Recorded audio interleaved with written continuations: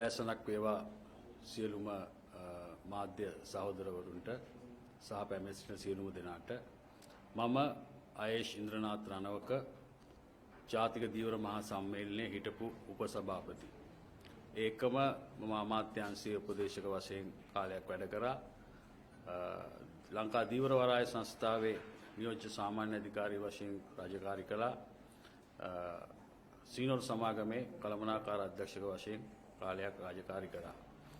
එම නිසා මට මේ කාර්යාලයේ රාජකාරී ස්වභාවයයි මේ ධීවර සමිතිය අතර ලොකු සම්බන්ධතාවයක් වැටහීමක් තියෙනවා.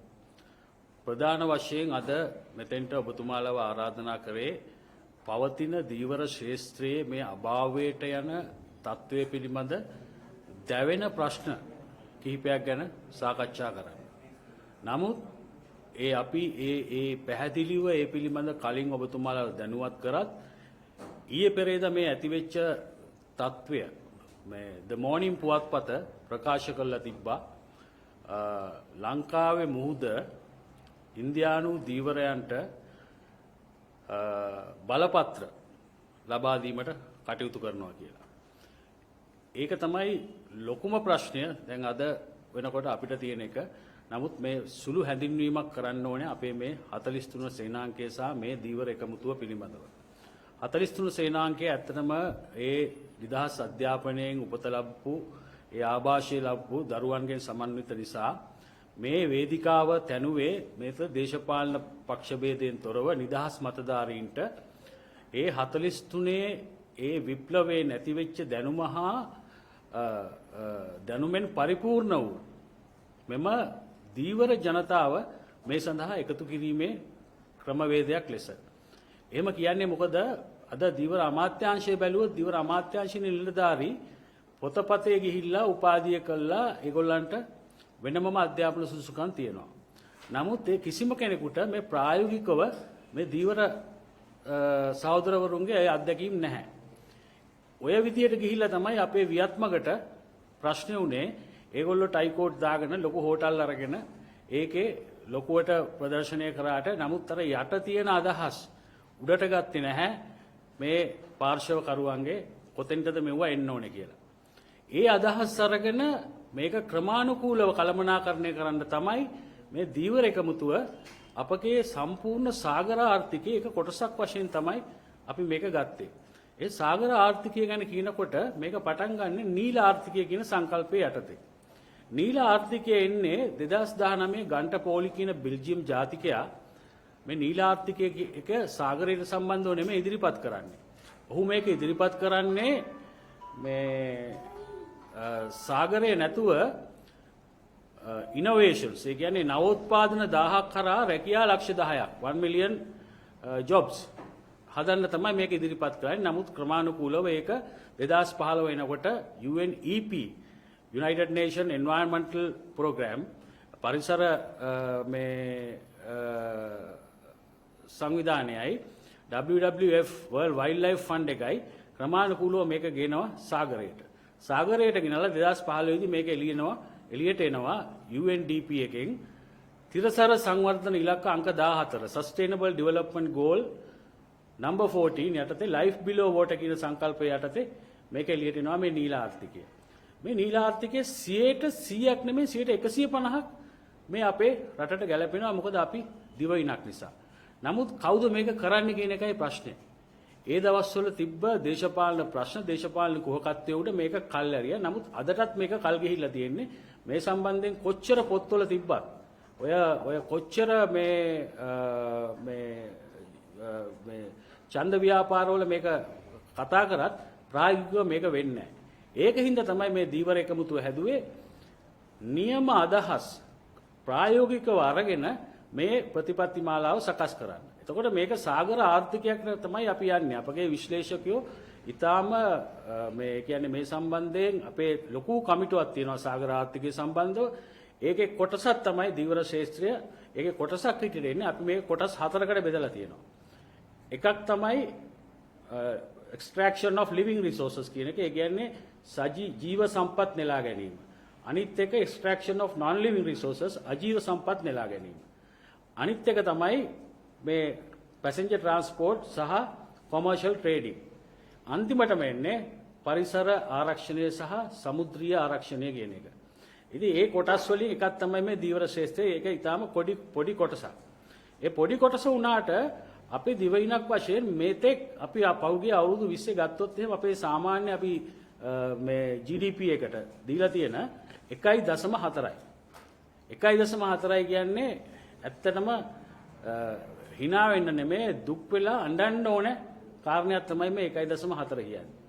ඉතින් ඒක වැඩි කරගන්න නම් මේ දීවර ජනතාවගේ තියෙන ප්‍රායෝගික අත්දැකීම් මේකට සංකල්පණය වෙන්න ඕනෑම තමයි. ඒක නැතුව කවදාවත් මේක කරන්න බෑ. ඉතින් ප්‍රධාන වශයෙන් අපිට තියෙන මේ දැවෙන ප්‍රශ්නවලට එක තමයි අද බහුදින යාත්‍රාවල තියෙන සංකූලතා. ඒ කියන්නේ බහුදින යාත්‍රා කළමනාකරණය යාවත් කාලීන කළ යුතුව වෙනවා විශේෂයෙන්ම මේ වෙසල් මොනිටරින් සිස්ටම් එකත් එක්ක. ඒ කියන්නේ වෙසල් මොනිටරින් සිස්ටම් කියන්නේ යාත්‍රා නිරීක්ෂණ පද්ධතිය අපි සවි කරලා තිනවා. ඒක අනිවාර්ය වුණා 2015 16 වෙනකොට යුරෝපියන් යුනියන් එකකින් කිව්වා ඒක හයි කරන්න කියලා. 1500 ගානකට හයි කරා. නමුත් දැන් බලනකොට තියෙන්නේ යාත්‍රා තියෙන්නම 1100 ගානයි 2019 වාර්තාවලට අනුව. ඒ 2019 වාර්තාවලට අනුව අපිට ඇවිල්ලා තියෙන ප්‍රමාණය ඒ යාත්‍රා වලින් 1,75,000 ටොන්. 2,75,000ක් ඇවිල්ලා තියෙනවා මේ කෝස්ටල් ෆිෂරි කරන මේ කුඩා යාත්‍රා හිමියන්ගේ. ඒ කුඩා යාත්‍රා හිමියන්ට 25,000ක් විතර යාත්‍රා තියෙනවා අවුට්බෝඩ් මෝටර්ස්. එතකොට මේ කුඩා යාත්‍රා හිමියෝ අද මුහුණ දෙන තත්ත්වය ඉතාම කනගාටුයි. මේ ව්‍යාපාරිකයන් පොඩි ප්‍රමාණයක් මේ අනවශ්‍ය පන්නක්‍රම කරන නිසා. දැන් මට අදාළච්ච වුණා ලයිලසුරුක්කු තහනම් කරපු එක 52කට දුන්නා ඒ දවස්වල. 52කට දීලා ඒගොල්ලෝ නඩු දාලා ඒගොල්ලෝ ඒක තාම භුක්ති විඳිනවා. දැන් ඒක ආයිත් යාවත් කාලීන කරන්න යනවා කියලා ඒ ලයිලසුරුක්කු තහනම. ලයිලසුරුක්කු තහනම මේ ඉවත් කළා ආයි දුන්නොත් එහෙම ආයි ඒක බඩේ පහර වදින්නේ මේ අපේ මේ කුඩා යාත්‍රා හිමිකරුවන්ට. ඉතින් මේ දැවෙන ප්‍රශ්න ටික කතා කිරීමට අමතරව සහ මේ ඉන්දියානු ට්‍රෝලර් ප්‍රශ්නේ අද මේක හයිලයිට් වෙලා උඩට ඇවිල්ලා තියෙන නිසා මම ඒ ගැන පසුවට කතා කරනවා. ඒකම මේ පිළිබඳ සුළු විස්තරයක් කරලා ඒ අදාළ තත්ත්වයන් පැහැදිලි කරන ලෙස මම ඉල්ලා සිටිනවා මේ කල්පිටිය ඒ ට්‍රෝලර් සංගමේ හිටපු සභාපතිතුමාට මෙතෙන්ට පැමිණිලා ඒ විදිහට අදහස් දක්වන්න කියලා. මම ආයේෂ් රණවක ජාතික දීවර මහා සම්මේලනයේ හිටපු උපසභාපති. පුටුව.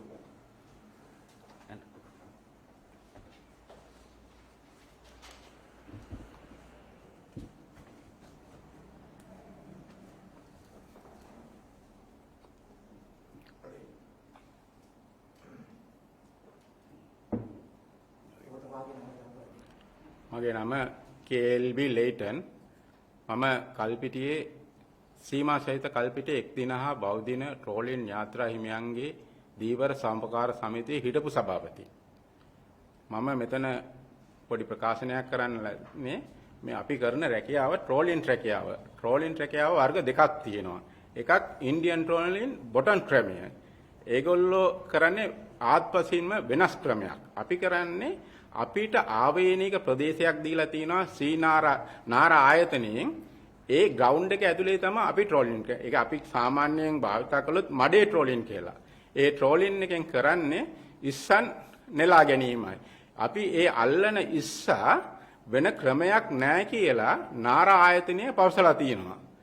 ඒ හින්දා අපිට නාර ආයතනය 1989 දී අපිට අවශ්‍ය ප්‍රදේශයක් තෝරලා දීලා තියෙනවා. ට්‍රෝලින් ග්‍රවුන්ඩ් එකක්. ඒකට බෝට් යාත්‍රා 56කට නීතියානුකූල බලපත්‍ර දීලා තියෙනවා. ඒ බලපත්‍ර අනුව අපි මෙතෙක් කාලයක් කරගෙන ගියා. 2012 දී ඒක තහනමට ලක් වෙනවා. බලපත්‍රය තහනම් කරනවා. තහනම් කළාම අපිට රැකියාව කරන්න ක්‍රමයක් නැහැ. ඒ කියන්නේ ඒ වකවානුවේත් ඉන්දියන් ටෝලර් ඇවිල්ලා අපේ ලංකාව මුහුදු සීමාව කොහොම ආක්‍රමණය කරලා ඒගොල්ලෝ දීවර ක්‍රමයේ ට්‍රෝලින් ක්‍රමයේ කරගෙන යනවා. ඒගොල්ලෝ කරන ක්‍රමයෙන් අපේ සුළු දීවරයන්ට විශාල හානියක්. ඒගොල්ලෝ කරන්නේ බොටන් ට්‍රෝලින් එකේ කරන එකෙන් අපේ තියෙන ගල්පර ඔක්කොම කඩාගෙන බිඳාගෙන ඒගොල්ලන් ගල් මාළු වගේ ඉයල මෙල දරන මස්සිය ටික අල්ලගෙන යනවා. දැන් බත්තලංගුඩු දූපත ගත්තාම එහෙ දැන් දීවරේ නැහැ. දීවරේ ඒගොල්ලෝ මේ ගම්බිම් බලා යනවා දීවර රැකියාව කරන්න බෑ කියලා. දැන් මේ මෑතක දැන් ගිය මාසෙත් බර ගාණක් ඉන්දියන් යාත්‍රාවල ඇවිල්ලා තියෙනවා. ඒව නතර කරන්නේ නැහැ. දැන් මෑතකදී දැන් ආරංචි වෙනවා අපිට මේගොල්ලන්ට නීත්‍යානුකූල බලපත්‍ර දෙන්න යනවා කියලා. එහෙම බලපත්‍ර දුන්නොත් මේ ලංකාවේ මූදු සීමාව මේ ගණ්ඩ දෙයක් නැතුව යනවා. කියන්නේ මේ ලංකාවේ ඉන්න දීවරයන්ට ජීවත් වෙන්න බෑ. විශේෂයෙන් වයඹ ප්‍රදේශයේ උතුරු නැගෙනහිර ප්‍රදේශය ගත්තොත් දීවරයන්ට ජීවත් වෙන්න ක්‍රමයක් නැතුව යනවා. දැන් අපි ඉල්ලන්නේ අපිට 2008 2010 කැනඩියානු ආධාර ඇතුව අපිට අලුත් ග්‍රවුන්ඩ් එකක් හොයලා දෙනවා ට්‍රෝලින් ග්‍රවුන්ඩ් එකක්. විශාල මුදලක් වැය කරලා. සීනාරා ප්‍රොජෙක්ට් එක ඒක කරලා තියෙනවා. ඒක කරලා තියෙන්නේ කළමනාකරණය කරගෙන මේ ඉස්සන් ඇල්ලීමට මේ ඉස්සන් වෙන ක්‍රමයක් නැහැ කියලා නාරායතනය කියනවා අල්ලන්න. කරන්න තියෙන එකම ක්‍රමය ට්‍රෝලින් ක්‍රමය විතරයි. ඒ ට්‍රෝලින් එක මඩේ කරන ට්‍රෝලින් ක්‍රමය. ඒකට ආත්පසින් වෙන ක්‍රමයක් නැහැ. අනිත් අපිට දීලා තියෙන නිශ්චිත දුර ප්‍රමාණයක් ඒ ප්‍රමාණය ඇතුලේ පිට අපිට කරන්න බෑ. අනිත් එක මේක දීලා තියෙන්නේ දවල් කාලේ පමණයි. මේක ඇතුලේ සුළුපන්නකාරයෝ ඇවිල්ලා රැකවල් කරනවා. ඒගොල්ලන්ට රාත්‍රී කාලේ දීලා තියෙනවා. එහෙනම් කිසිම ගැටලුවක් නැහැ, ගැටණයක් නැහැ. නීත්‍යානුකූලව දීලා තියෙනවා. නමුත් අපිට තියෙන ප්‍රශ්නේ අපිට බලපත්‍රය ගැනීමටයි. අපිට මේක නීත්‍යානුකූල කරගෙන යාමට බලපත්‍රය අවශ්‍යයි. හැම රජෙම ඇවිල්ලා කියනවා තානම් කළාම අපි දෙනවා කියලා. නමුත් කවුරුත් තව වෙනතුරුත් බලපත්‍රය නිකුත් කරන්නේ නැහැ. මගේ රජයේ දැනට පවතින රජයේත් මම ඉල්ලා හිටින්නේ නීත්‍යානුකූල භාවය තහවුරු කරන්න මේ රැකියාව දිගටම කරගෙන යන්න අපිට බලපත්‍ර නිකුත් කරන්න කියලා. අනිත් එක ඉන්දියන් ට්‍රෝලර් ක්‍රමය වහම අපේ මූදු සීමාවට එන එක නතර කරන්න ඕන. එතකොට තමයි සුළුපන්නකාරයන්ට ජීවත් වෙන්න පුළුවන් රැකියාවල් කරන්න පුළුවන්.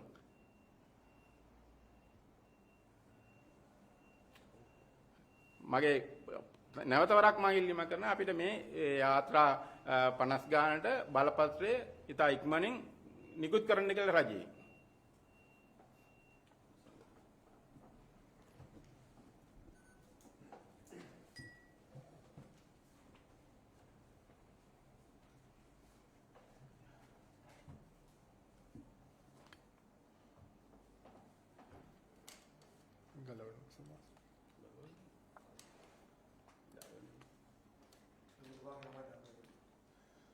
මම ඇවිල්ලා අසංක ප්‍රනාන්දු ජාතික දීවර මහා සම්මේලනයේ කොළඹ දිස්ත්‍රික්කයේ ලේකම් වශයෙන් කටයුතු කරන එම ග්‍රාමීය වෙස් දීවර සංවිධානයේ බොල්ගොසුරගේ ග්‍රාමීය දීවර සංගමයේ ලේකම් වශයෙන් කටයුතු කරනවා. මගේ සම්මේලන නියෝජනය අවුරුදු 12ක් වශයෙන් මම ලේකම් වශයෙන් කටයුතු කරලා තියෙනවා. නමුත් මට කියන්න කනගාටුයි අද මොන දීවර ඇමතුමාට අපි මේ ප්‍රකාශන කළත් වතුරට ගියා වගේ තමයි අර කපණීනි. මොකද ඇහුම්කන් දීමක් නැහැ.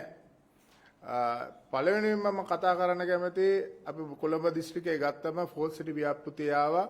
ඒකෙත් කොළඹ දිස්ත්‍රික්කයට වෙන් කරපු මුදල් වලට වෙච්ච දේ මොකක්ද කියනවත් අපිට ගැටලුවක්. නමුත් මේ පහුගිය ආණ්ඩුව පැමිණියා ආපු ගම ඉතුරු වෙච්ච මුදල් ටික යම්කිසි සමිති හතරකට බෙල්ල දුන්නා.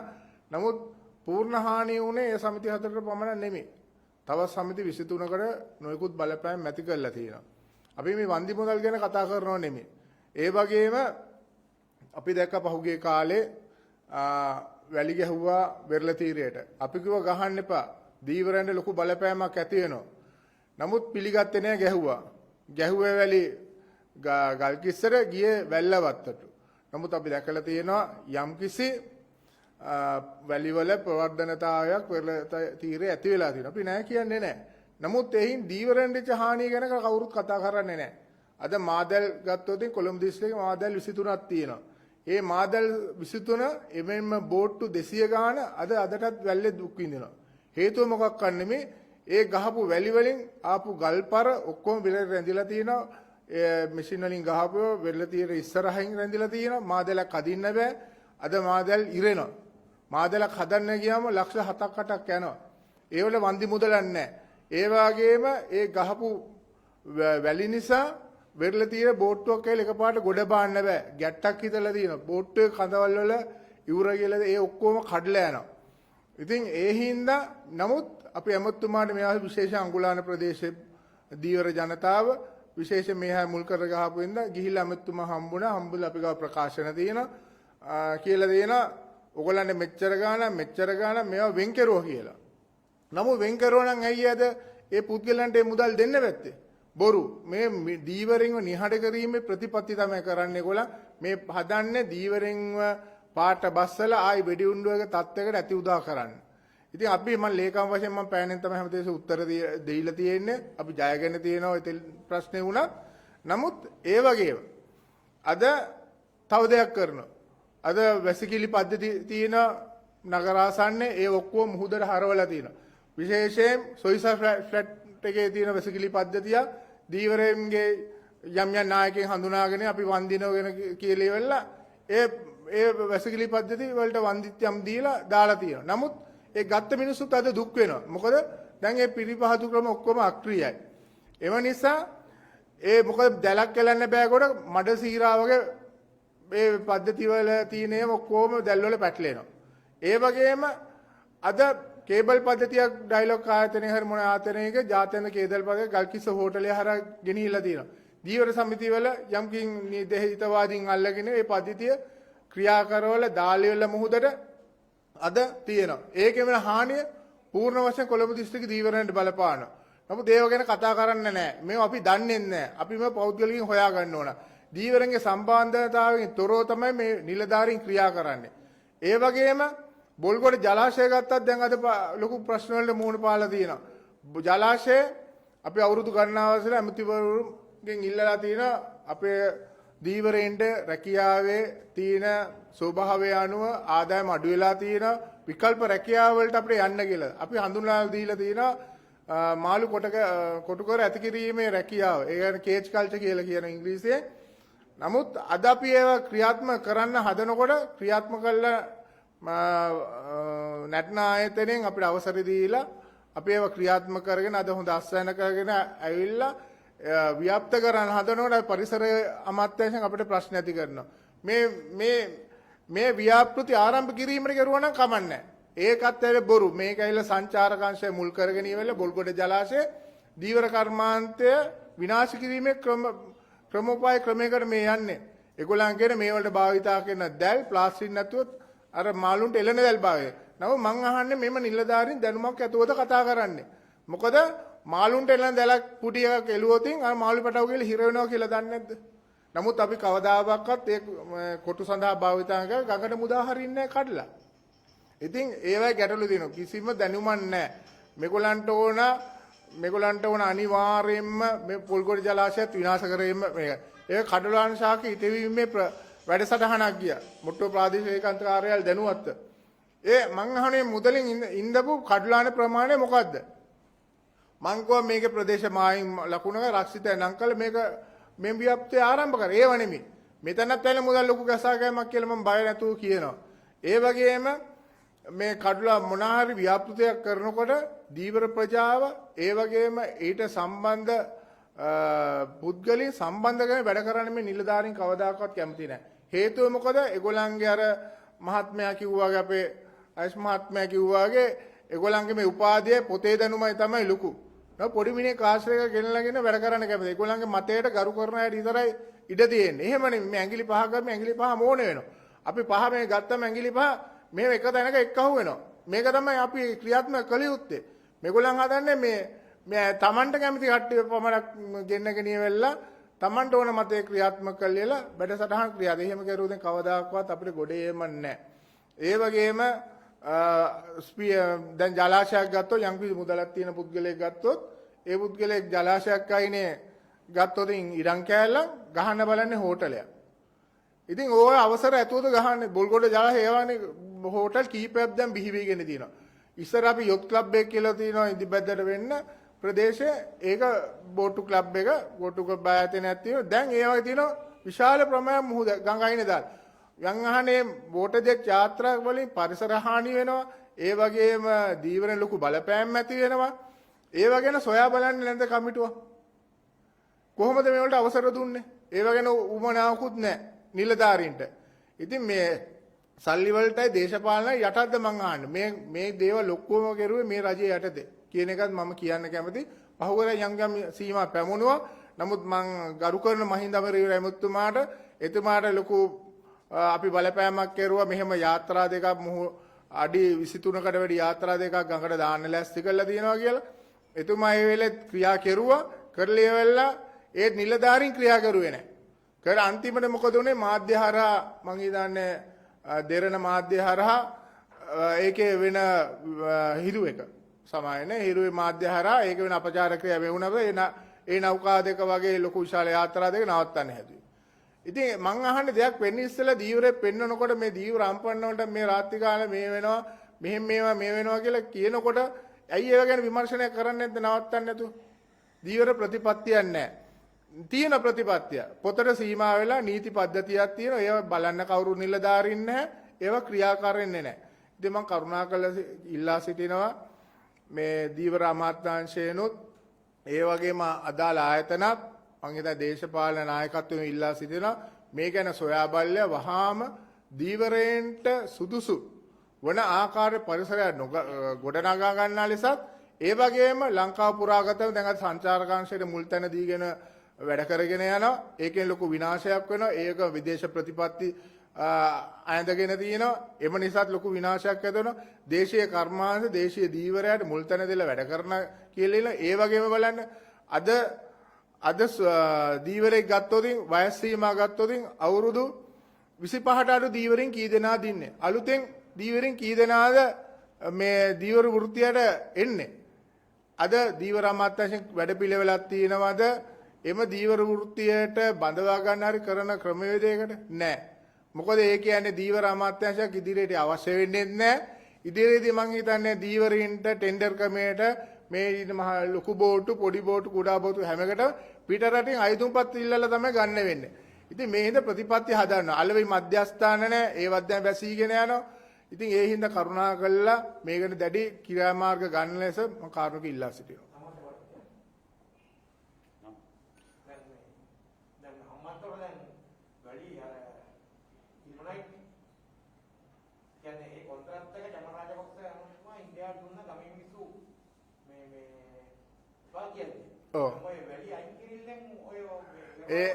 ඒක තමයි මම මේ කියන්නේ. මම මොරටුව මෝදර වරායේ මේ වැලි ජාවරම විශාල වශයෙන් ගියා. මම මාධ්‍යයට ප්‍රකාශ කළා හිටිය ඇමතුරුන් 4-5 දෙනෙක් එක්ක මම ගැට්ටණය වෙලා. ගැට්ටණය කියන්නේ මේ අතපහින් නෙමේ වචනෙන් ගැට්ටණය වෙලා මේව නවත්තලා ක්‍රියාත්මක. බැරිම තැනකෝ දීලා බලමු අවුරුද්දකට.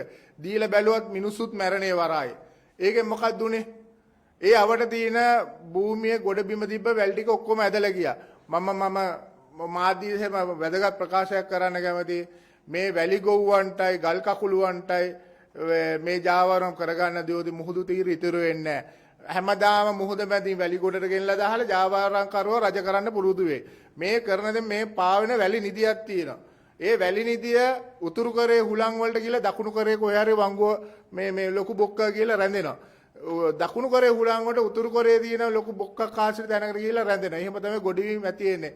මේ වැලි නිදි තියෙනකොට හිතන්නේ මේ හැමදාම මේ මුහුදේ වැලි ටික අද ගැහුවොත් එතන එහෙමද නෑ. මේක වෙනස් වෙනවා. මේ සබාදහමට විරුද්ධ වෙලා මේ වැලි ජාවරම යෙදෙන පුද්ගලයන්ට වැලි ගන්න දුන්නාන් පස්සේ එන්නේ මේ ගොඩ තියෙන වැලි නිදියෙන් තමයි වැලි අඩු වෙන්නේ. රටේ අභ්‍යන්තරයේ සිට මුහුදට එන වැලි ප්‍රමාණය ඉතා අඩුයි. ඉතින් මේ කරන වැඩෙන් වෙන්නේ මොකක් කරන්නේ? ගොඩ තියෙන වැලි ටික ඔක්කොම කාදනය, කාඩේ යුරු කාදනය. ඒ වගේම ගොඩ තියෙන ගෙවල් කඩන් යන්නේ ඒක තමයි. මේ වහාම මේ වැලි ගන්න එක නවත්තන්න මුහුදයිනේ. විශේෂයෙන්ම ඔය කටවල් ආශ්‍රිත. මේ කරන්නේ ඇත්තටම ජාවාරම. මේවා අපි නවත්තන්න කියලා තියෙනවා. මම ගන්න මේකට ප්‍රායෝගික දැනුමක් නැද්ද? තියෙනවද? නෑ මම අහන්නේ දැන් ඔය ඊමනයි ව්‍යාපාරය ඔව් ඔය පිටට දෙන්නේ තු මේ ලංකාවේ මේ ලංකාවේ ආරේ කෙනෙකුට දෙන්නේ මේක අපි නම් ඔය පිට රටට කොහොමද දෙනව විරුද්ධයි. මොකද දේශීය වශයෙන් මිනිස්යන්ට ගොඩේීමට මාර්ගයක් දෙන්න ඕන. නමුත් මේවා ඉතින් පිටරට සම්බන්ධතාව උඩ මේකනේ අර සුද්ධ ලංකාව ආක්‍රමණය කළේලා ඇද්දල ටිකයි මුතු ටිකයි කුරුඳු ටිකයි ඉතින් වටේදා වස්තුවේ ඒ දවස් අරගෙන පැනලා ගියා. ඊට පස්සේ මේ මිනිස්සු හිටියේ නෑනේ. ඉතින් මට හිතෙනවා ඉතින් ගොඩක් දේවල් මේ වෙලාව කියන්න බෑ. එක එක්කෙනා යටි. ඉතින් මේ ඉන්න එක තමයි තාමත් සංවර්ධනය කරන ගොඩ එන්න ඕන. ඉතින් ඒ හින්දා එකයි අපි කියන්නේ හැමදෙස්සම පැනලා යන තැන් තියෙන ලොකු මිනිස්සුන්ට අර රටේ හැමදාම ඉන්න මිනිස්සු එතන ඉන්න ඕන. ඉතින් ලොකු සම්බන්ධතාව පිටරට ඇති කරගන්න ලොකු මිනිස්සු හොඳින් තියාගන්න එපා. ඒක නෙමෙයි කරන්නේ දැන් මොකටද ඉන්දියාවට දෙන්නේ? ඉන්දියාවට දෙන්න යන්නේ මුහුදු තීරය ලංකාවේ. අපිට මේ කෝට ක්‍රමයට තියෙන මාළු ටික අපේ මුහුදු සීමාවේ තල්ලා ගන්න බැරුව අපි පිටරට මුහුදු සීමාවට ගිහිලා තමයි අල්ලන් එන්නේ. ඉතින් එහෙම තියෙද්දියි මේ අපේ සුළු දීවර කර්මාන්තයේ තියෙන කොල්ල කන්න යන්නේ. ඒක තමයි කියන්නේ මොකද්ද සම්බන්ධතාවය? ඒක තමයි විදේශ ප්‍රතිපත්තිය තමයි දැන් ලංකාවේ ක්‍රියාත්මක වෙන්නේ කියන්නේ. මේ මුහුදු තීරය තනිකර සුද්දට විකුණන්නම තමයි යන්නේ. දැන් 2025 වෙනකොට වැල්ලවත්තර ගොඩ කල් ඉවරේ.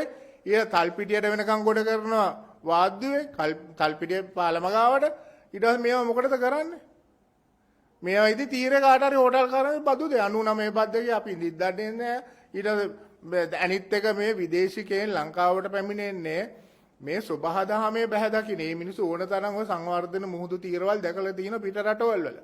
ගැමි පරිසරය ඒක ආකර්ෂණය කරගෙන ඒ වෙන ආස්වාදය ලැබලා යන්න හදන්නේ. සබහාදහම ගස්කොලක් තියනද නැහැනේ. අර මං ඉන්න ප්‍රදේශ ගන්න මොරටුවේ ගස්කොලමක් තියනද?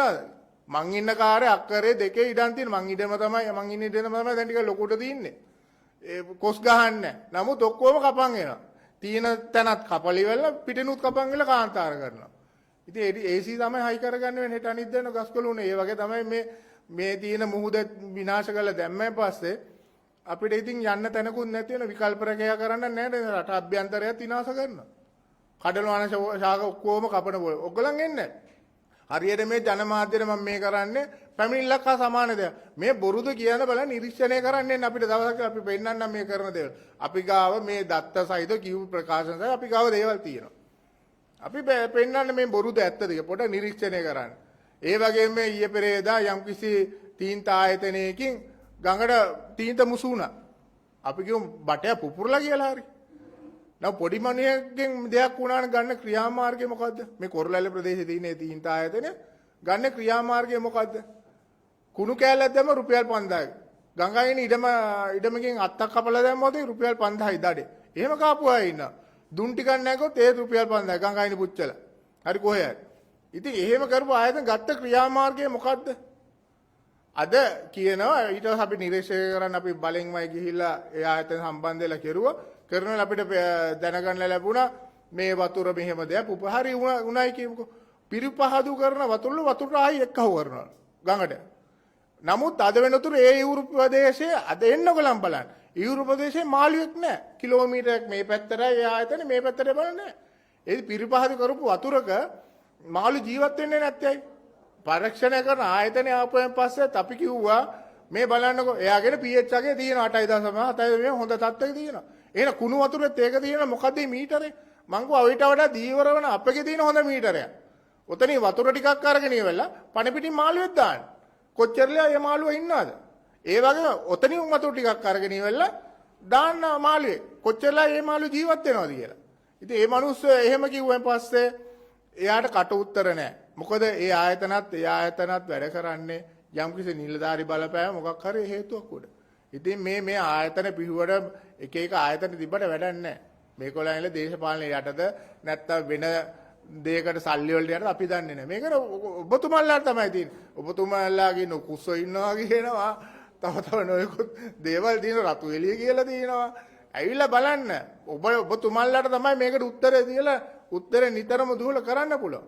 අපි කැමති නැහැ පාට. අපි පාට බහින්නත් කැමති. නැතුව නෙමෙයි.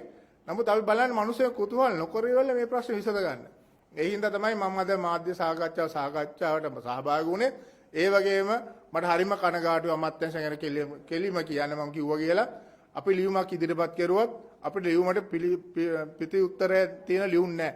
ඉස්සර හැම ඇමතිවරයාම අපිට ප්‍රති උත්තර විශේෂයෙන්ම මහින්ද අමරේ ඇමතු දෙන්නෙතු මෙහාට එන අපි ලියුමක් දුන්නොත් මේ අහවල් ප්‍රශ්නේ මෙහෙම වෙනවා කියලා කිව්වොත් අපිට දිනයක් දෙන්නවා එක්කෝ මෙතනට ඇවිල්ලා සහභාගී වෙලා මේ ගැන කතා කරන්න. නැත්තම් අපි මේකට මේ පියවර ගන්න මෙහෙම අදාළ තැන් වල මෙහෙම කටයුතු කරා ගාලා ඉතින්. ඊට පස්සේ ඒක කටයුතු කරුවේ නැහැ කිව්වා ඒකටත් උත්තරයක් දෙනවා. ඊට පස්සේ අපිට කියන ඇවිල්ලා බලන්න කියලා. හරිම කනගාටුයි. අපිට කිසිම උත්තරයක් නැහැ. මම ඉතින් රාජකාරි බහුලොත් දන්නේ නැහැ. නමුත් අමාත්‍යාංශය දැක්කම අර පරයි කූඩුව පෙට්ටි වෙන් කරනවගෙන අමාත්‍යාංශයේ බිල්ඩින් ප්‍රමාණය වැඩි, පොඩි පොඩි කාමර ප්‍රමාණය ඒවල වැඩ කරන්නේ කවුද කියලාවත් අපි දන්නේ නැහැ. ඒවල ඉන්න නිලධාරීන් වැඩි වුණාට සේවයක් වෙන්නේ නැහැ. අර පොතට සීමා වෙච්ච දේවල් තමයි. දීවරේ හරි වැරදි වැඩ කරනවනේ දණ්ඩ නීතිය අසු කරගන්න ක්‍රම තියෙන්න ඕන. නමුත් ඒව කරන්නේ නැහැනේ. ඒව කරන්නේ ක්‍රියාත්මක කරන්නේ යම් කිසි වැටලි මේකේ කියලා එකක් තියෙනවා. ඒ වැටලි මුල් ලංකාවේ එහාක දේන්දුරොතට පේදරුතුට ඒකකෙම යන්න ඕන. ඉතින් ඔක්කොම වෙන්න ඕන හරි වෙලා ඉවරයි. යන ඔත්තුවත් ගිහිල්ල ඉවරයි. මේවා පිළිදන්න ක්‍රම තියෙනවා. අදාළ ප්‍රදේශයේ එකක් එහෙම ක්‍රම තියෙනවා. ඒව කරන්න උවමනාවක් නැහැ. ඒ අපිට ඒ දැනුම තියෙන ප්‍රායෝගික දැනුම. ඒගොල්ලන්ට නැහැ. ඒගොල්ලන්ට පොතේ සීමාව පමණයි. බොහොමත් කනගාටුයි මේ යන ක්‍රමය ගැන. ඔව් එතකොට තව ප්‍රශ්නයක් තියෙනවා. දැන් අපි අවුරුදු 15ක් පස්සට ගත්තොත් ඒ කියන්නේ අධ්‍යයනය එනවා එනවා. ඔව්. ඇත්තටම ඒක දීවර ප්‍රජාවට කියන්නේ පොරජයකින්වත් කියන්නේ සහනයක් ලැබුණ නැද්ද? නෑ. අපි එහෙම කියන්නේ නෑ. යම් යම් රජවල් වලින් අපිට නොයිකුත් විට අපිට සහන් ලැබිලා තියෙනවා. නමුත් මේ යන වකවානු ඊටම භයානකයි. දීවර ප්‍රජාව ගැන නොසලකා ගන්න තීරණ තමයි ගොඩක් විට තියෙන්නේ.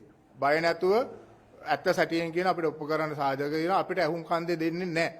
මේ නිලධාරී පුටුවල ඉන්න නිලධාරීන්ගේ මතපමණයි ක්‍රියාත්මක කරන්නේ. ඒක වැරදි.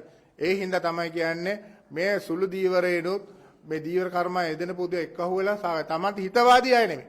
මේ ගොඩක් එකට තමන්ට හිතවාදී පුද්ගලයන් ගෙලියලා මේ පෙන්නන එකනේ. එහෙම නෙමෙයි දීවර සංවිධානයේ තියෙන මං කියන්නේ ජාතික දීවර මහා සම්මේලනෙම මේකට යෝජනය කරන්න කියලා සම්පකාර සමිතිය තියෙනවා. අදාළ නිලධාරීන් ඉන්න, වෘත්තීය යෙදුණු කාර්මිකයෝ ඉන්න. ඒගොල්ලන් ගිහලා සමූහයක් ගෙල්ලියලා මේ සාකච්ඡා කරලා මේ ප්‍රශ්න දීවර ප්‍රතිපත්තියක් හදන්න ඕන. මොන රජය ආවත් මේවා වෙනස් වෙන්නේ නැති දීවර ප්‍රතිපත්තියක් හදන්න ඕන. ඒකට තමයි දිනුනගේද මේ දැන් මේ අපි කියමු එක මාණ්ඩුවක් කියලා. මොකක් හරි යම් කිසි පක්ෂයකින් පත් වෙනවා. ඒ පක්ෂයෙන් පත් වෙනවා යම් කිසි ඇමතිවරයෙක්. ඒ ඇමතුමාගේ වැඩ හොඳුනා වෙනත් අමාත්‍යයෙක් පත් කරන. ඊට අරය ඇවිල්ලා ආයි ප්‍රතිපත්තිය හදන අරයට වඩා හොඳින් යන. එහෙම නෙවෙයි. ඒකට වෙනත් රජයක් පත් වෙනවා කියමු. වෙන රජයක් පත් වුණාම අර ඔක්කොම අවද කරලා මගේ මේක යන්න ඕනේ මෙහෙම. ඒ දීවර ප්‍රතිපත්ති නෙමෙයි. ඒක දීවර හැමදාම එකදනේ. දීවරි ප්‍රතිපත්තියක් වෙන එකට අපි ඒකට ඇතුළත් කරන්න පුළුවන් දේශපාලනේ ඉන්න නොයෙකුත් දේශපාලන ප්‍රධාන පක්ෂ විතරනේ සුළු පක්ෂයක් තියෙනවා. ඒගොල්ලෝ නියෝජිත වෙන එක්කෙනෙක් දීවර අදහස් තියන අය ගන්නවා. දීවරයින්ගෙන තරමංක සංවිධාන අදහස් ගන්න. එහෙම අරගෙන දීවර ප්‍රතිපත්තිය මොන රජ මේක රටේ දියුණුවක් ඇති වෙන දෙයක්. මේ දියුණුවක් ඇති හැමදාම අර පොල්ලෙල්ල වගේ පොල්ලෙල්ල අර කුණු වලේ පල් වෙනවා විතර නිෂ්පාදනයක් වෙන්නේ නැහැ වගේ හැමදාම එලි ටික සුද්ධ කරලා දාන නමුත් ඒක නිෂ්පාදනය නෑ. එහෙම නෙමෙයි. පොල් වල එක තනින් නැතුව එක ප්‍රතිහාරි. අද පොල් එලි ටික පල් කෙරුවා නම් හෙට ගොඩට අරගෙන කොහු මිටක් ආහාරේ කොස්සක් හදන විදිහට යන්න ඕන. මේක හැමදාම මේ පොල් එලි හරි අහක දාලා ආයෙ අලුතෙන් පොල් එලි දාන එක නෙවෙයි. මම මේ කිව්වේ වචනේ තේරෙන්න මේ හරියන දේවල් නෙමෙයි.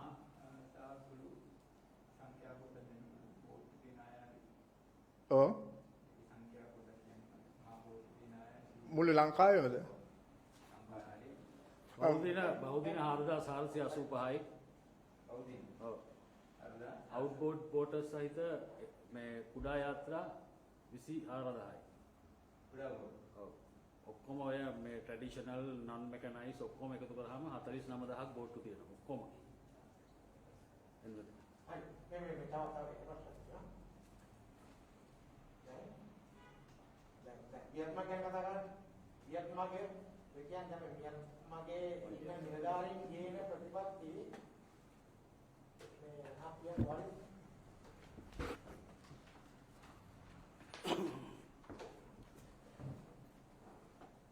වියත්නාම්ගේ නිලධාරීන් ගේන මේ ප්‍රතිපත්ති ප්‍රායෝගික නෑ. දැන් කියන උදාහරණ කොහොමද කියන්නේ මේ දීවර කර්මාන්තේ හිටපු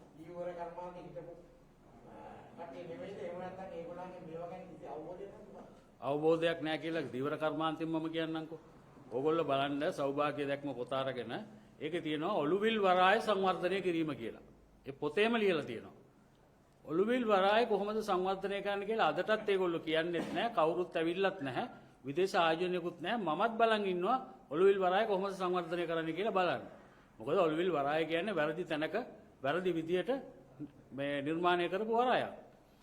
ඒකම අපි මේ සංකල්පය මේ 43 සේනාංකයේ සංකල්පය ඇවිල්ලා මේක බුද්ධි මණ්ඩලයක් මේක think tank එකක් මේක වියත්මකක් නෙමෙයි මේක think tank එකක් කියන්නේ මේ පාර්ශවකරුවෝ පොඩි මිනිහගේ ඉඳලා අරගෙන මේ කියන ප්‍රතිපත්තිය සකස් කිරීමේ ක්‍රමවේදයට තමයි අපි යන්නේ. ඒක යන්නේ දීවර ශේෂ්ත්‍රය විතරක් නෙමෙයි සම්පූර්ණ සාගර ආර්ථිකයක් කරෙහි තමයි අපි මේ වෙලාවේ මේ ෆෝකස් කරලා තියෙන්නේ. දැන් මෙතුමා බොහොම මේ කනගාටුවෙන් ප්‍රකාශ කරපු ලොකු දේවල් තියෙනවා. ඒවා ඇත්තටම මේ දැවෙන ප්‍රශ්න මේ මිනිස්සුන්ගේ මේ හඬ හරියට මේකට මේ ට්‍රාන්ස්ෆෝම් වෙනවා නම් මේ මයික් හරහා මෙතන ලොකු දෙයක් කරන්න පුළුවන්. නමුත් මේ හඬට කන් දෙන්නේ නැති එකනේ මේ ප්‍රශ්නේ. දැන් මෙතුමා ඉන්නවා මෙතුමාගේ ජීවිකාව මේ බොට්ටු සියල්ලගෙම නැති වෙලා තියෙන්නේ. ඒකම මම කතා කරලා කියන්න ඕනේ මේ වෙලාවේ තවත් දැවෙන ලොකුම ප්‍රශ්නයක් තමයි මේ වෙසල් මොනිටරින් සිස්ටම් එක බහුදින යාත්‍රා සඳහා දීලා තියෙන්නේ. වෙසල් මොනිටරින් සිස්ටම් එක 2018 අප්‍රේල් වල පළවෙනි කොන්ට්‍රැක්ට් එක අයින් වුණා ඒ විදේශ සමාගමේ. ඊට පස්සේ මේගොල්ලෝ ටෙන්ඩර් කරලා අමාත්‍යාංශයෙන් දුන්නා. නමුත් ඒක හරි ගියේ නැහැ. හරි ගියේ නැත්තේ මොකද? ඒකේ ක්‍රමයක් තියෙනවා. point of service activation කියලා එකක් තියෙනවා. ඒක අනුමත වෙන්න ඕනේ. ඊට පස්සේ digital networking identity කියලා එකක් තියෙනවා. DNID number එක කියන ඒක TRC කරා අප්‍රූව් කරගන්න ඕනේ. නමුත් අද වෙනකල් 500 ගානයි වැඩ කරන්නේ 1500ක් වැඩ කරන්න ඕන එකකින්. ඉතින් අපි රජයට බල කරලා කියනවා ඒ 1500න් අය කරගෙන තියෙනවා නම් යම්කිසි මුදලක් අවුරුද්දට රුපියල් 30000ක් විතර දෙන්න ඕනේ. අය කරලා තියෙනවා නම් කරුණා කරලා ඒක දීවර ජනතාවට නැවත නිදහස් කරන්න. රීඑම්බර්ස් කරන්න. මොකද එහෙම වැඩ කරන්නේ නැතිවට ගෙවන්න දීවර ජනතාව බැඳිලා නැහැ. අනිත් එක තමයි මේ ඉන්දියානු දීවර ප්‍රශ්නෙට විසඳුමක් ලෙස මේ දීවරයන්ට මේ බලපත්‍ර දීලා වැඩක් නැහැ. ඒ කියන්නේ ඒගොල්ලෝ ලියලම තියෙනවා මේ බොටම් ට්‍රෝලිං වලට නෙමෙයි මේ බලපත්‍ර දෙන්නේ කියලා. නමුත් බොටම් ට්‍රෝලිං නැතුව මේ පෝක් බේ එක කියන්නේ ඩීප් සී නෙමෙයි. ඒක එච්චර ගැඹුරු මුහුදක් නෙමෙයි. ඒගොල්ලන්ට වෙන කරන්න දෙයක් නැහැ. මේ ඇවිල්ලා මේ මෙතුමලා හොඳටම දන්නවා. ඒගොල්ලන්ට තියෙන්නේ ට්‍රෝලිං විතරයි කරන්න. ඉතින් ට්‍රෝලිං විතරක් කරන්න ඉන්දියානු යාත්‍රාවක 450යි 500යි හෝස් පවර් එක. අපි කරන්නේ 60යි 75යි 95යි. එතකොට බලන්න අපිට අදින්න පුළුවන් පවර් එකයි ඉන්දියානු ට්‍රෝලර් එකෙන් අර ලොකු රේල් පිළි අදින්න පුළුවන් පවර් එකයි කොහොමද කියලා. ඉතින් මේවා හරියට නියාමනය වෙන්නේ නැහැ. විද්‍යාත්මකව මේවා කරන්න අපහසු දේවල් ප්‍රායෝගිකව. ඒ ප්‍රායෝගිකව අපහසු දේවල් කරලා තවත් මේ රජයම මේ ප්‍රකාශන නිකුත් කරලා අපහසුතාවයටපත් කරනවා. අනික දීවර ජනතාව කියන්නේ මේක පැහැදිලි කරලා කියන්නේ දීවර ජනතාවට අපි කියන්නේ මේක මේ පක්ෂයක් වටා එකතු වෙලා වැඩක් නැහැ. මේක එකතු වෙන්න ඕනේ අපිමයි. මේක අරගල කරන්න ඕනේ අපිමයි. අපිම කරලා තමයි මේ අරගලේ ජයග්‍රහණය කරන්න ඕනේ. නැත්තම් කවදාවත් මේ දීවර ප්‍රශ්න ටික විසඳන්න හම්බ වෙන්නේ නැහැ. අපිට ආර්ථිකයකුත් නැහැ, දීවර ආර්ථිකයකුත් නැහැ, සාගර ආර්ථිකයකුත් නැතුව යනවා. ඒකින්ද එකතු වෙන්න දැන් රජයටයි ඉස්සරහට එන්න ඉන්න රජයටයි මොකක් හරි රජයකට ඉස්සරහට එන්න ඕනෑම පක්ෂයකට පැහැදිලිව කියනවා දීවර ජනතාව කියන්නේ ප්‍රතාපවත් අභිමානවත් ජාතියක් ප්‍රජාවක් සෙල්ලම් කරන්න එපා. ඒගොල්ලොත් එක්ක ඒ සෙල්ලම අනිත් අය කරන සෙල්ලමට වැඩිය අමාරු වෙයි දීවර ප්‍රජාවත් එක්ක මේ කරන සෙල්ලම. මොකද මේ බොහොම මේ ශක්තිවන්ත ධෛර්යවන්ත මිනිස්සු ඉන්න තැනක් දීවර ප්‍රජාව. නැත්තම් මේ මහා මූදේ ගිහිල්ලා මේ එක කාර්යාලවල තේරෙන්නේ නැහැ. මහා මූදේ ගිහිල්ලා මේ සැඩ සුලං සැඩ මේ රළ අතර මේ රස්සාව කරන්න අමාරුයි. තව ගොඩක් විස්තර තියෙනවා. ඒ අතර මොන හරි ප්‍රශ්න තියෙනවා නම් ඔබතුමා එක්තරා රටක ජනපදයේ කිව්වා අපේ ලංකාවේ කියන්නේ මේ ජීවන කර්මාන්තයේ ගුණරාත වෙන මුකුත් ඕනේ නැහැ. හරි? ඒක ඔබතුමාලා යෝජනා මොනවද මේක දැන් ඒක දිනු කොල්ල රටේ සංවර්ධනයට ගන්න. අපි අදටත් කියනවා මේ COVID-19න් පස්සේ අපිට ආර්ථිකය ගොඩ ගන්න විදේශ ආයෝජන එක ගොඩ ගන්න තියෙන ලේසිම පහසුම මාර්ගය දීවර ශේෂ්ත්‍රයේ ඉස්සෙල්ලා අත ගන්න ඕනේ. මේකේ ගොඩක් ක්‍රම තියෙනවා. දැන් මේ ඉස්සෝ කර්මාන්තය මේ ඉස්සා කන්නේ ගොඩක් නුව එක්ස්පෝර්ට් කරපුවා. ඔය පිටරට වලට 2015 ඉන්දියාව තමයි ඇමරිකා එක්සත් ජනපදයට ඉස්සෝ අපනයනය කරපු පළවෙනි රට. ඒගොල්ලන්ගේ ආදායම ඩොලර් මිලියන 1274යි 2015. ලංකාවේ අපේ දැන් 2019 සම්පූර්ණ මාළු අපනයනය මිලියන 300යි ඩොලර්. අරකොල්ල ඉස්සෝ විතරක් 1274යි අපි මිලියන 300යි. මිලියන 300ක මාළු අපි අපනයනය කළා අපි මිලියන 200ක් විතර වියදම් කරනවා ඉම්පෝට් කරන්න. අපි ඉම්පෝට් කරන්න. ඒ ප්‍රමාණය වැටලා තියෙන අර මාළුවගේ ගාන හින්දා නැත්තම් ක්වොන්ටිටි එක බැලුවොත් ප්‍රමාණය බැලුවොත් අපි ටොන් මේ 50000ක් යවනවා නම් අපනයනය කරනකොට 95000ක් ආනයනය කරනවා. විවිධ වර්ග වලින්.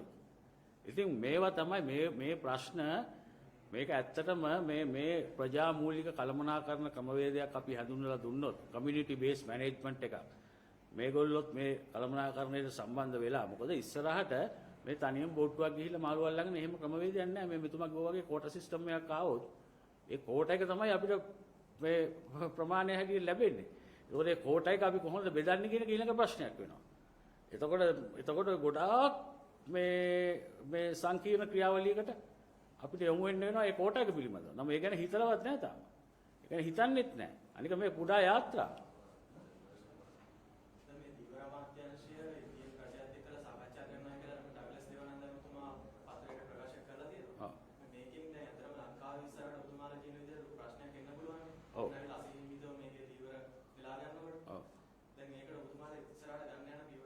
ඉස්සරහට පියවර කියන්නේ ඉතින් අපි නම් මේ දීවර ජනතාව ලෑස්තිලා ඉන්නේ ඒකට කිසිම ආකාරයකින් ඉඩ දෙන්නේ නැහැ කියන මතේ.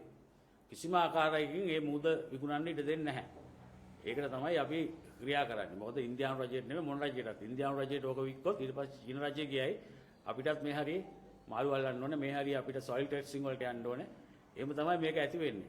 අනික මේ පෝක් බේ එක කියන ඒ පැත්ත එහෙම දීලා බෑ වෙන ඔක 2017 මෝඩි අගමැතිතුමා කිව්වනේ. මෝඩි අගමැතිතුමා පැහැදිලිව කිව්වා ට්‍රෝලර්ස් නවත්තන්න. ඒකින්ද 2017 පාර්ලිමේන්තුවේ පනතක් ගෙනල්ලා ට්‍රෝලර්ස් තහනම් කරා. ආසියාවේ පළවෙනි රට අපි තහනම් කරපු. අනික ලෝකේ රටවල් 12ක් විතරයි ඉන්නේ. සම්පූර්ණයෙන්ම ට්‍රෝලින් බෑන් කරපු. අනිත් හැම රටක්ම ට්‍රෝලින් වලට අවසර දීලා තියෙනවා. යම් කිසි මේ එක නියාමනයන්ට යටත්ව. ඉතින් මේක දුන්නාට පස්සේ මෝඩි අගමැතිතුමා පැහැදිලිව කිව්වා තමිල්නාඩුවට ඇවිල්ලා මට මතකයි ඒගොල්ලන්ට බෝට්ටු දෙනවා මේ බහුදින ඩීප් සී ෆිෂින් කරන්න ට්‍රෝලර්ස් වලින් ඔයගොල්ලෝ අයින් වෙන්න ලංකාවට යන්න එපා කියලා.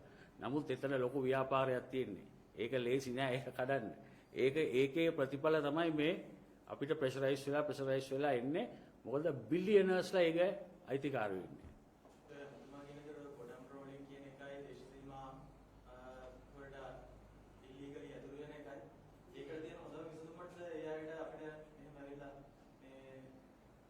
නෑනේ වෝට්ටු 30000ක් විතර ඒගොල්ලන්ගේ තියෙනවා කියනවා. වෝට්ටු 30000 නියාමනය කරන්න බෑනේ. ඒකට වෙනම ක්‍රමවේද තියෙනවා. අපි සම්පූර්ණ එකතු වෙලා ෆියුෂන් සෙන්ටර් එකක් හදන්න ඕනේ. ඒ කියන්නේ සහ සම්බන්ධීය මධ්‍යස්ථානයක් හදන්න ඕනේ. නාවික හමුදාවල් එකතු වෙලා මේක මේ ට්‍රාන්ස්පොන්ඩර්ස් හයි කළා.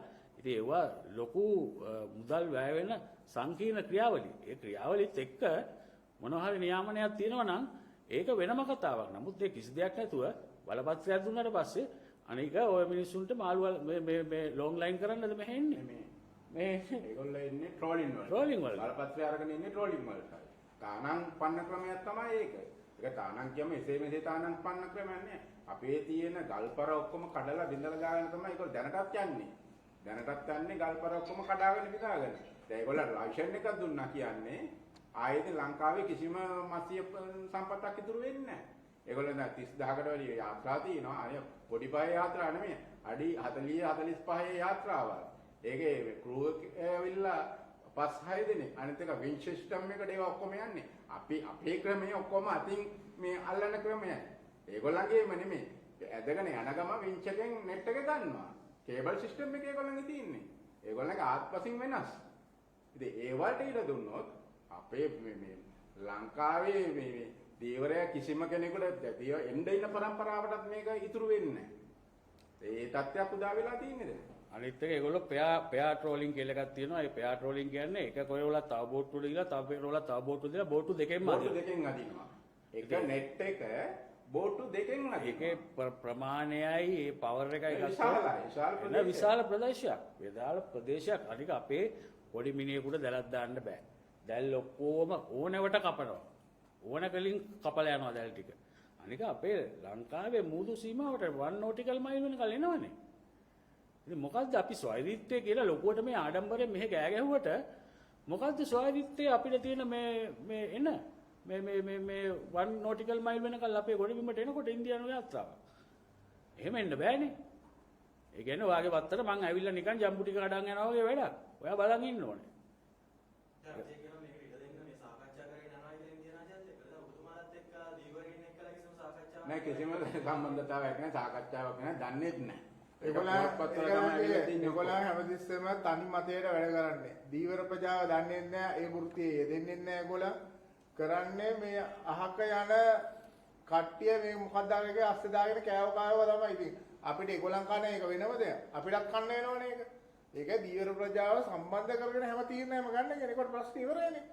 ඒගොල්ලෝ දීවර ප්‍රජාව කියන්නේ මේ අනිත් ඒගොල්ලන්ට වාසිදායක වෙන තමයි හිතවාදී දීවරෙන් ওই ප්‍රශ්න වලට අරගෙන වැඩක් නැහැ. හැමෝගෙම නියෝජනයක් තියෙන්න ඕන. ඒ කියන්නේ බහුතරය මතය ක්‍රියාත්මක කරන්න. හැමෝගෙම ඒක ක්‍රියාත්මක කරන්නත් බෑනේ. එන කට්ටියකින් බහුතර මතය ක්‍රියාත්මක කරන්න. පාර්ලිමේන්තුව ගිය කෙනෙක් ඉන්නවනම් දන්නවනේ බහුතර මතය කියලා තැන තියෙන්නේ. ඒව දීවර නියෝජනකේ බහුතර මතයට ඉඩ දෙන්න.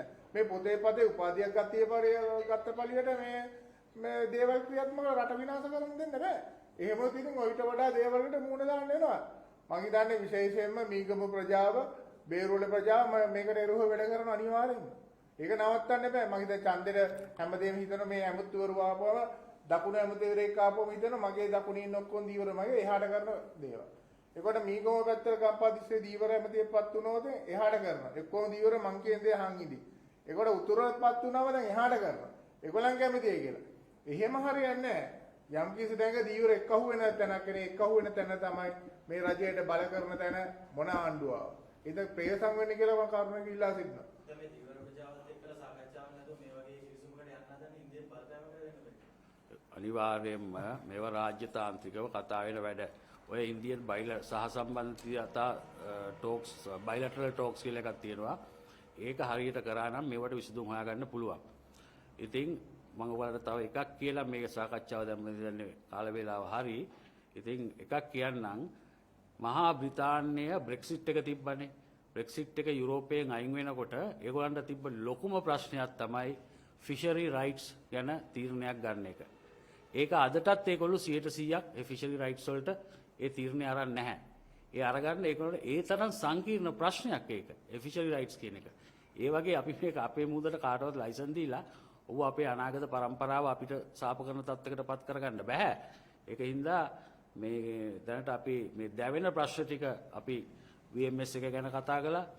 කුඩා යාත්‍රා හිමියන්ට තියෙන ප්‍රශ්න ටික කතා කරා. අනවශ්‍ය දීවර ආම්පන්න ඒ කියන්නේ ලයිදසුලුකු එල ලයිසන්ස් දෙනෙව්වා ඒව නවත්තන්න කියලා අපි මුව කරා. මෙතුමගේ ට්‍රෝලර් ප්‍රශ්නයට මේ ලයිසන්ස් දීලා තියෙන ප්‍රශ්නයට සාධාරණ විසඳුමක් ඒකට ලැබෙන්න ඕනේ. ඒක නැතුව මේ පිටරට මිනිස්සුන්ට ලයිසන්ස් දීලා හරියන්නේ නැහැ.